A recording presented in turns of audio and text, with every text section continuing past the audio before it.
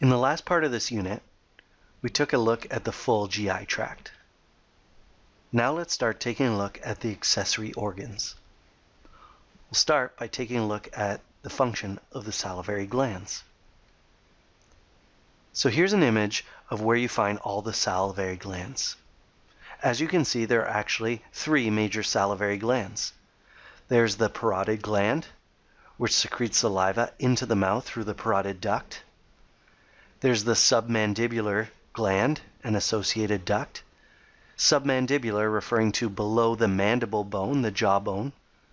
And then we have the sublingual gland, which is found below the tongue.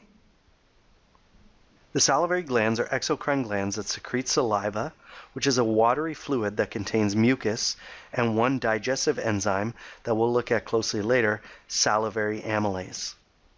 Ultimately, saliva's role is to moisten food and thereby facilitate the mixing in of the salivary amylase and also to promote and facilitate swallowing. The liver is another accessory organ that we've looked at previously but only very quickly. As we mentioned, it's attached to the duodenum via the common bile duct as indicated in the image here.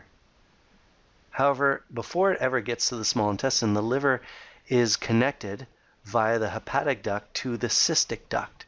The cystic duct is attached to the gallbladder. There are many functions to the liver. The liver is involved in the synthesis of plasma proteins found in the blood. The liver also stores many substances, glucose in the form of glycogen, and fat-soluble vitamins. It also plays a role in detoxification. It helps to detoxify drugs and other harmful substances. It breaks down these toxic substances into items that can be more easily eliminated from the body via the kidneys. It also plays a role in excretion. The liver excretes many substances, bilirubin, cholesterol, and drugs. It plays a role, as we mentioned, in metabolism of carbohydrates, but also in metabolism of protein and metabolism of fats.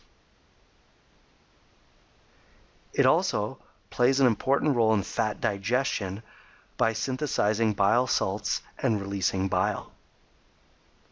We'll talk about bile in a little bit in terms of the role it plays in digestion. But what happens is the liver produces bile and then it secretes it into the hepatic ducts. The hepatic ducts connect to the cystic duct, which leads to the gallbladder. As the liver produces more and more bile, it gets stored in the gallbladder. The gallbladder fills with bile, and it doesn't release the bile until food, after coming down into the stomach and starting the digestive process that occurs there, is released into the small intestine. When the food is released into the small intestine, the gallbladder actually contracts, squeezing bile down through the common bile duct into the duodenum, that starting portion of the small intestine.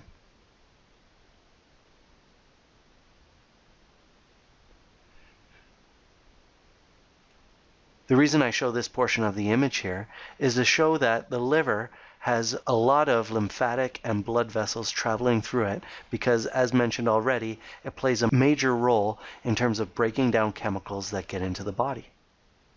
When we eat food and the nutrients are being absorbed into the blood, as we saw in previous videos, all those blood vessels from the small and large intestine first travel to the liver in order to remove any chemicals that ought not to get into our body, or to process those chemicals to be converted into chemicals our bodies actually can use.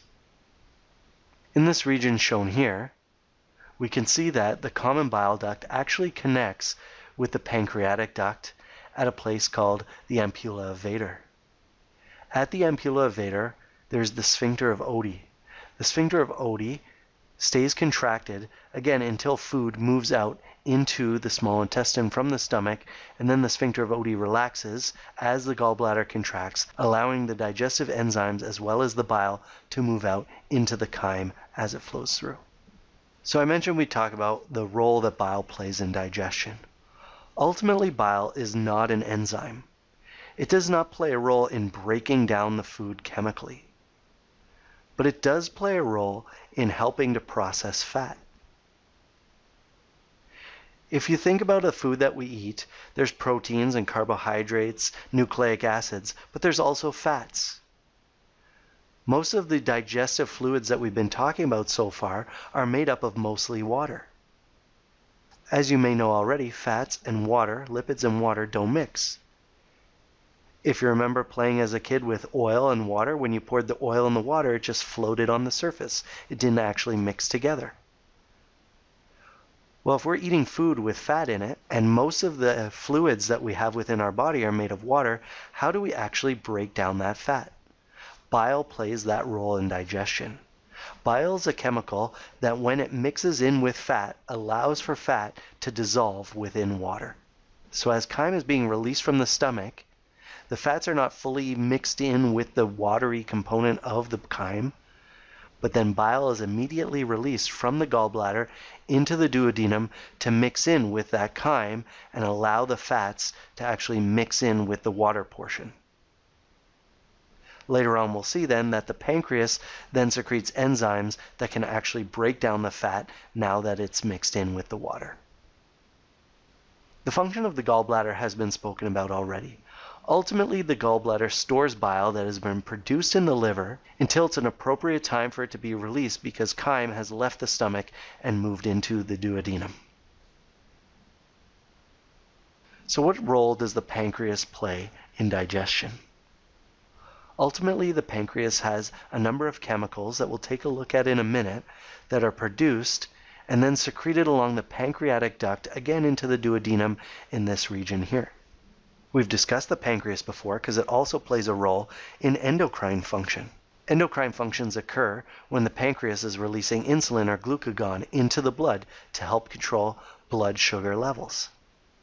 However, in this case, we're dealing with exocrine function. The pancreas is secreting out ducts into the small intestine to allow for the digestion of food. The pancreas also releases bicarbonate, which is basic chemically. The reason it releases this base is because the stomach has released hydrochloric acid to mix in with the chyme inside it. The bicarbonate is released from the pancreas in order to neutralize that acid so that it doesn't damage the intestines.